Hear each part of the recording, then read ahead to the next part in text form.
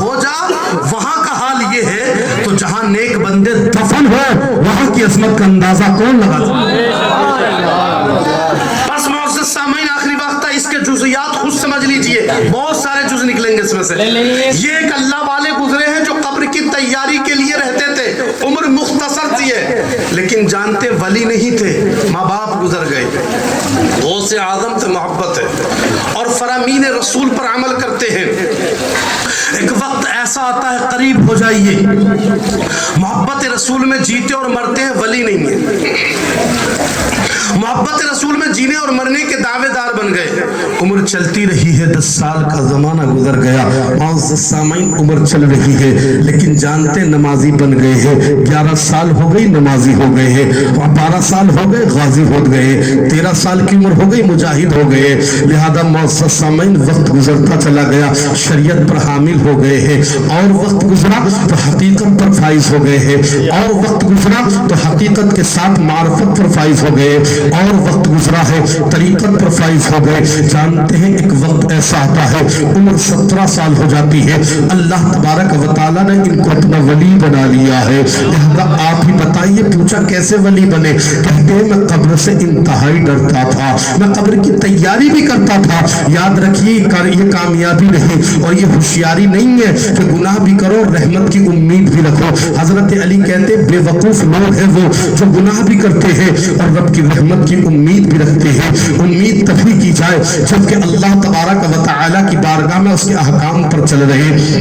یہ اللہ والا کہتا ہے بھائی میں قبر کی انتہائی تیاری کرتا ہوں، حشر کی میں تیاری کرتا ہوں، میں آپ کو جانتا ہوں لہذا آپ مجھے جانتے ہیں، میں کب سے وقت گزار رہا ہوں، میں قبر و حشر کی تیاری میں لگ گیا نا۔ ایک وقت ایسا آیا اللہ نے مجھے اپنا ولی بنا لیا ہے، ولی بن گئے، دنیا کو چھوڑ دیا، زمانے کو چھوڑ دیا ہے، جنگل کی طرف نکل پڑتے ہیں۔ لوگوں نے پوچھا کہاں ہو؟ کہا جنگل میں ہوں۔ کہا گھر کیوں نہیں رہتے؟ کہا گھر نہیں رہتا ہوں، گھر میں نے چھوڑ دیا ہے، جب سے میں نے موت کی حقیقت کو جانا اب میرا لوگوں میں دل نہیں لگتا ہے، تنہائی میں میرا دل لگتا ہے، آواز کہتے ہیں اب میرا تنہائی میں دل لگتا ہے، میرا گھروں میں دل نہیں لگتا ہے، مجھے بستیوں میں دل نہیں لگتا ہے۔ حالات یوں بن جاتے ہیں، لوگوں کو چھوڑ کر بستی کو چھوڑ گیا ہے۔ اس زمانے میں ایک شخص تھا نجومی جو کل کے ہونے والے میں بتا دیتا تھا، کل بارش ہوگی تو بتاتا، کل چاند نکلے گا کہ نہیں بتا دیتا تھا، کل ستاروں کا حالات کیا ہے بتا دیتا تھا۔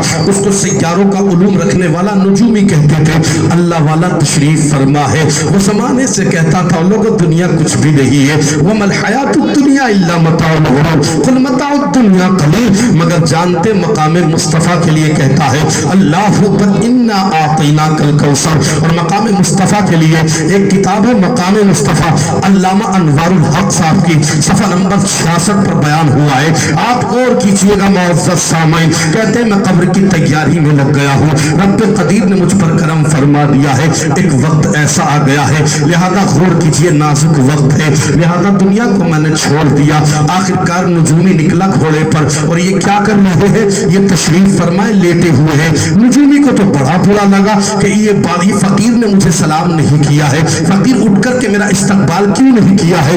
جانتے فقیر کے پاس لوٹتا ہے نجومی، کہتا او بھائی تو مجھے نہیں جانتا، میرا احسان کائنات پر ہے، میرا احسان دنیا والوں پر ہے، میرا احسان زمانے والوں پر ہے، تو نے مجھے سلام کیوں نہیں کیا ہے؟ اللہ والا کہتا ہے بے احتیاطی میں رہ گیا ہے۔ اے بھائی سلام نہیں کیا تو کیا ہو گیا ہے، لہذا اب سلام کر لیتا ہوں۔ کہا نہیں تو نے بے دردی کے ساتھ، اللہ اکبر تو ظالم ہے، تو نے مجھ پر ظلم کیا۔ اللہ والا کہتا ہے ظلم کی کون سی بات ہے بھائی، میں نے کوئی ظلم نہیں کیا۔ آخرکار اس نے اصرار کیا، اللہ والے نے کہا او بھائی کیا کہنا چاہتا ہے؟ کہا سلام کیوں نہیں کیا؟ اللہ والا کہتا ہے تجھے سلام کرنے سے قبل میں اللہ کا قرآن پڑھ رہا تھا، موت کی تیاری میں لگا تھا، میں سورہ بقرہ کو پڑھ رہا تھا، سورہ نساء کو پڑھ رہا تھا، سورہ مائدہ کو پڑھ رہا تھا، سورہ فلق کو پڑھ رہا تھا، سورہ کوثر کو پڑھ رہا تھا، سورہ بقرہ کو پڑھ رہا تھا، سورہ نساء کو پڑھ رہا تھا، سورہ یوسف کو پڑھ رہا تھا، سورہ یونس کو پڑھ رہا تھا، سورہ مریم کو پڑھ رہا تھا، سورہ اللہ اکبر کبیرہ، میں سورہ کوثر کے ساتھ ساتھ میں سورہ ایلاف قریش کو پڑھ رہا تھا۔ اب پتا تجھے سلام نہیں کیا تو کیا تعجب کی بات بات ہے تو کہتا ہے میں اتنا بڑا نجومی ہوں، تمہیں سلام نہیں کیا۔ اللہ والا کہتا ہے تجھے بڑا بھروسہ ہے اپنے اوپر تو بتا یہ مہینہ کا چاند جو نکلے گا وہ 29 کا نکلے گا یا 30 کا نکلے گا؟ اب تم ہی بتا دے، فیصلہ کر ذرا۔ کیا فیصلہ کر تو صحیح، اللہ والے کے غلام مصطفیٰ کے عاشق سے الجھ رہا ہے۔ اب بتا یہ کون تھا؟ یہ قبر کی تیاری کرنے والا ایک مرد مجاہد، عام انسان جس کو اللہ نے اپنا مقرب بندہ بنایا تھا۔ جانتے ہوتا کیا ہے؟ وہ کہتا ہے پتا، اس نے صاحب کتاب کو لیا، الٹنے لگا، دوسرا پیج پلٹ دیا، تیسرا پلٹ دیا، حساب و کتاب لگا لیا، سیاروں کو دیکھ لیا، نجومی ہے نا، سب کچھ دیکھ کر کے کہتا ہے ہاں بھائی بتاؤں یہ چاند جو ہے وہ 30 کا ہوگا۔ سبحان اللہ۔ اللہ والا کہتا ہے 30 کا نہیں، میں کہتا ہوں 29 کا ہوگا۔ بہت بڑا نجومی بنا پھر رہا ہے۔ ارے تجھے پتا نہیں ہے جہاں سائیکولوجی کا علم اختتام کو پہنچتا ہے وہاں مصطفیٰ جان رحمت کے غلام کے علوم کی ابتدا ہوتی ہے، اس لیے کہ صرف ایک علم ہے، نیب ایک علم ہے، اللہ اکبر، سائیکولوجی ایک علم ہے، بائیولوجی ایک علم ہے، ٹیکنالوجی ایک علم ہے، لیکن جہاں تمام علوم عربی صرف نیب وغیرہ مل جاتے ہیں وہاں اسی منبع کو اللہ کا قرآن کہتے ہیں۔ قرآن میں نے پڑھا، قرآن کو میں نے جانا، قرآن کی عظمت کو میں نے سلام کیا ہے۔ کہا چاند کتنے کا ہوگا؟ کہا جا چلا جا 29 کا ہوگا۔ کہا 30 کا ہو گیا نا تو کیا کرے گا؟ کہا یہ اللہ والا زندگی بھر تیری غلامی کرے گا۔ کہا اگر 29 کا ہوا تو میں تیری غلامی کروں گا۔ معزز سامعین بات بڑھ گئی، لہذا دونوں میں جھگڑا ہو گیا۔ یہ جھگڑا چلا گیا بادشاہ کے دربار پر۔ اب لوگ انتظار کرنے لگے، لوگوں نے تاریخ کو دیکھا، وہاں سب لوگ اکٹھے ہو گئے۔ کون اکٹھے؟ بادشاہ، وزیر، لوگ، ادیب، فصیح، بلیغ، سب اکٹھے ہو گئے۔ اچھا بات سمجھ میں آ رہی؟ یہ کون تھے؟ قبر کی تیاری کرنے والے کو کبھی کبھی اللہ اس کے گناہوں کو معاف فرما کر اسے اپنا قرب دے دیتا ہے، بلکہ اس کی موت کے بارے میں اسے علم دے دیتا ہے۔ تو موت کی تیاری کرنا بھی یہ رحمت خدا بندی ہے۔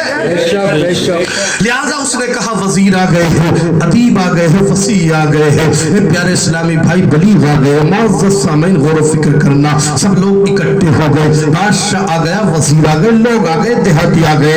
اب سب لوگوں کی نظر چاند پر ہے، تاریخ 29 ہے، دیکھنی ہے۔ 19 گزر گئی، 20 بھی گزر گئی، 22 آ گئی، 25 بھی گزر گئی، 27 آ گئی، 29 بھی آ گئی۔ اب لوگ سب جمع ہو گئے، اس لیے کہ عہد ہوا تھا۔ اللہ اکبر، سب کی نظر چاند پر ہے، بادشاہ کی نظر چاند پر ہے، وزیر کی نظر چاند پر ہے، زمانے کی نظر چاند پر ہے، اپنوں کی نگاہ چاند پر ہے، بیگانوں کی نگاہ چاند پر ہے، سب نگاہ کی کہاں ہے؟ چاند پر ہے، مگر اللہ والے کی نگاہ زمین پر ہے۔ سب چاند کو دیکھ رہے، اللہ والا زمین کو دیکھ رہا ہے، سب کی نگاہ چاند پر کھڑے ہو کر اللہ والا بیٹھ کر کے زمین کو دیکھ رہا ہے۔ لہذا وقت گزرتا چلا گیا ہے، لہذا لوگوں نے دیکھا چاند 29، میں نے یہ کہا تھا 30 کا چاند ہوگا، اللہ والا کہتے ہیں 29 کا ہوگا۔ لہذا بات تو بڑھ گئی ہے، لیکن 29 میں چاند نظر نہیں آیا ہے۔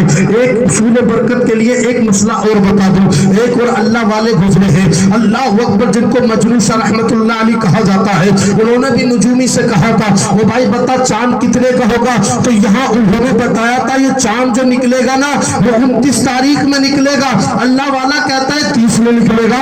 یہ واقعہ الٹ پلٹ ہے، کہیں اپنے ذہنوں کو خراب مت کر لینا، ذہن اور واقعات دو ہے۔ یہ مجنون شاہ رحمت اللہ علیہ نے کہا تھا اب میں بتاؤں چاند کتنے کا نکلے گا؟ کہا کتنے کا نکلے گا؟ 30 کا نکلے گا۔ انہوں نے کہا تھا نجومی نے 29 کا نکلا تھا، سب لوگ اکٹھے ہو گئے، سب لوگ جمع ہو گئے، چاند تو 29 کا دکھا ہی نہیں، اس لیے کہ معزز سامعین نجومی ہار گیا۔ یہ دوسرے واقعات کی بات ہے، جب نجومی ہار گیا بات بڑھتی چلی گئی ہے، آخرکار 30 تاریخ آ جاتی ہے۔ اب اللہ والے سے کہا ہے، اللہ والے تو جیت گیا، تو اللہ والا ارشاد فرماتا ہے بتا چاند کب دیکھا؟ کہا 30 میں دیکھا۔ اللہ والا کہتا ہے چاند تو دراصل 29 میں دیکھا تھا، لیکن تجھے نظر نہیں آیا۔ کہا کیسے؟ کہا تو کہاں دیکھ رہا تھا؟ کہا चांद को, वजीर कहा चांद को, बादशाह कहा चांद को, लोग कहा चांद को, लेकिन मैं क्या कर रहा था? कहा तुम जमीन को देख रहे थे, जमीन पर हाथों को रखकर अपने हाथ की हथेली देख रहे थे।